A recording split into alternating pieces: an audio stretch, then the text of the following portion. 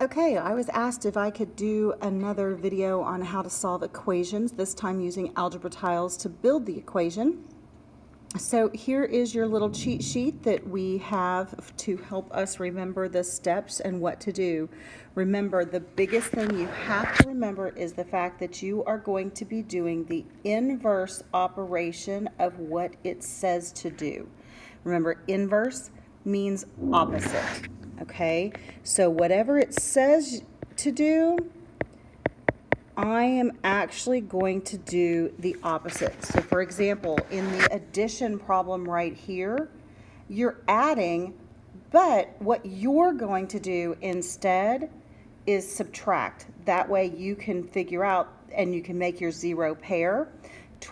Positive 23 minus 23 cancels each other out and turns into 0 and leaves just the x left over. Same thing with the one on the right. This is subtraction. So the opposite of subtraction, the inverse, is to add. So here you're subtracting, here you add. And remember, the whole entire goal of this is to get the x value all by itself so it can come down to the bottom. Okay, so you undo the subtraction by adding. Here at the bottom left is multiplication. And when you multiply, the opposite of multiplication is division. And remember, I told you sometimes it's easier just to show it as a fraction bar instead of the little division sign. And then you know 4 divided by 4 is 1. And because it's 1, I don't actually have to put the 1x down at the bottom. It's just an x because there's only one of them. Okay? Same thing over here with division. The opposite of division is to multiply. And I know that 3 divided by 3 times x is really what's happening here. And 3 divided by 3, again, is just 1. So that goes away, and I'm left with that 1x. And again, because there's only one, I don't have to put that the 1 there, excuse me, it's an invisible 1. It's an understood 1 because there's only 1x. Okay, so let's build some with algebra tiles. Okay, these are algebra tiles in the bottom right-hand corner. This was the assignment that we did where we created it from the model. We solved the equation showing our work, and then we placed our solution on a number line. Okay, so how do I know what the algebra tiles mean? Well, if I look down here, here is my answer key, or my key to create with my algebra tiles. The big rectangle on the left says it stands for an x. Okay, this is a positive x. The little square on the top, because it is not filled in, is a positive 1. So each square stands for 1. So if I have more than one square, I just count how many squares there are. If I have a little square and it's filled in dark, the dark means it is a negative 1. So again, if I have more than one dark square, I just add them up and they're all negative. The same thing applies if I have a rectangle that is filled in, and I'm not sure why this answer key doesn't have it, but that's okay. So if I have a rectangle and it's all filled in like this, just like the negative 1, this would be a negative x. And yes, you will potentially see one like that. Not on the 2 examples that I'm going to do today, but on an exam or something, yes, it is very possible to see that. Okay, so let's build some equations. All right, I know the first thing I do, no matter what I'm doing, is to draw my little river. Remember that drawing the line between the equal sign helps me to distinguish the 2 sides of my equal sign. All I'm going to do now is literally just count, okay? The little boxes I know from going back over here, little boxes here on the right-hand side are each individual ones.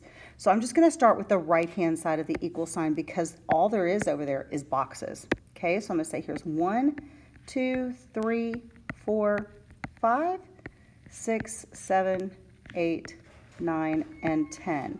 And because I know they're 10 and they're all positive, I'm just going to put a plus 10 at the top. Okay, on the left-hand side of the equal sign, I've got 4 of them. 1, 2, 3, 4. so it's plus 4 because they're all positive. And then I have this random x over here that's all by itself. So I just have 1x. Okay, so now I have all the parts. Let's build the equation. Okay, 1x. I know I don't need the 1 because it's irrelevant in this matter. I know that it's positive because it's not filled in. So I just have, when I'm building my equation, I don't have to put the positive, I don't have to put the 1, so I'm just going to put an x. Okay? Then I have positive 4. This time I am going to put the positive because these two numbers are on the same side of the equal sign. And because they're on the same side of the equal sign, I'm going to add them together in order to balance the equation. To balance my equation on the right-hand side then needs to go the 10. Again, I don't need the positive marker because it's positive. If it was negative, then I would put the negative, but it's not, so I don't obviously need that. Okay, now I possibly could do this in my head. Something plus 4 is going to equal 10. Well, a lot of it can say, oh, miss, that's 6. No big deal. Okay, great. You're absolutely right. It is 6, but let's prove it. Okay, first thing I have to do is the opposite of what I'm told, the inverse of what it tells me to do. Well, this right here says to add, and because it's add, the opposite then, the inverse is subtract. So I'm going to subtract. My goal is to always get my x all by itself so it can be down here on the bottom, okay? In order to do that, I have to get rid of everything that's next to the x. Well, the only thing next to the x is this plus 4. The opposite of plus 4 is minus 4. So I'm going to subtract 4 from each side. When I subtract 4 from each side, my x is left over, so it's going to drop down. 10 minus 4 is 6. So my solution is x is equal to 6. If I were to check that, I would go back to my original equation of x plus 4 equals 10. I would take my equation and I would drop in the solution I got. So my solution would be 6 plus 4 equals 10. Does 6 plus 4? What is 6 plus 4? 10. Does 10 equal 10? Why, yes it does. Check that out. So my solution works. Last thing I need to do is put it on a number line. Number lines are super easy, especially one like this that's blank. So that means I can really pick and choose wherever I want to put that dot and where I want to put 6. So I'm just going to pick a random spot and I'm going to say, whoops, I'm going to say this line right here is 6, which means this is 7, 8, 9, 10, and this is 5, 4, whoops, 3, 2, 1, 0. So here's my 0, and I'm going to take and I'm going to put a solid dot on top of 6. And I do solid dot because my answer is 6. It's nothing else, it's just 6. So I'm going to put a solid there to say that it includes that number and only that number. Okay, let's look at another one. Same thing, draw my line down the middle. My goal is to figure out what's on each side. Well, on the right-hand side, I've got 1, 2, 3, 4, so this is plus 4.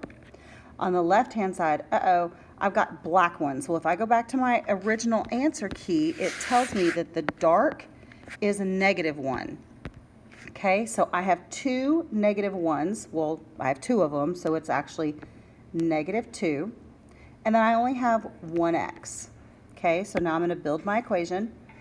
1x, just remember, all I have to do is do the 1. Then I have 2, and they're negative. And because they're negative, I can just do -2. On the right-hand side is 4. Again, I don't have to worry about making that positive marker. It's just 4. And now I'm going to solve just as normal. Okay, this one is a subtraction problem. I have x minus 2 equals 4. So the opposite, inverse of subtraction is add. So I'm going to add something. What am I going to add? Again, my goal is to get this x all by itself down here at the bottom. So to do that, I have to get rid of everything next to the x, which means the 2. So to make that turn into a 0 pair, I'm going to add 2. What I do to one side, I do to the other.